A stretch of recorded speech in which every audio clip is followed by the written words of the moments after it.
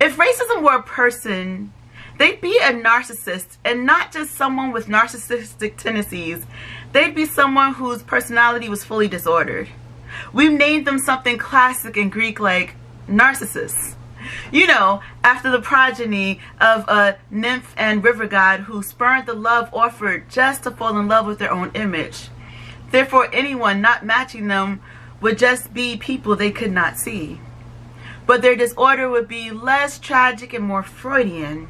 See, they'd be so wounded by the early reality of their inferiority that they'd compensate by overstating their claim of superiority over everyone else.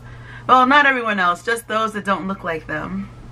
Their temper tantrums wouldn't just be manifested in enslaving others or hanging them on trees or pounding them with high-powered hoses. Some of their deeds would be more insidiously resembling girl-on-girl bullying, though the ones bullied would be the people with more color.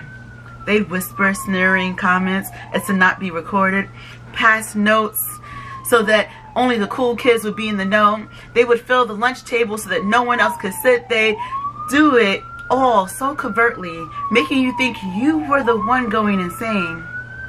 They say you were inferior just enough times that you'd curse the melanin in your non-aging, barely burning skin. You might even look at your kin like you're the reason they're the reason you're being held down and left behind, forced to maneuver only through certain pipelines, you know, because your genes and relations are cause to keep you is a cause enough for your degradation. Though narcissists, who is racism personified, will operate autonomously because they can do exactly that.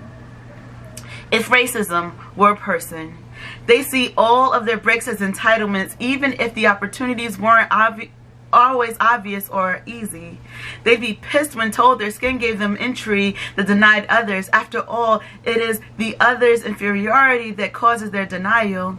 This person won't be able to see their unearned grace because even though they can't only see themselves, they can't in fact ever reflect on themselves.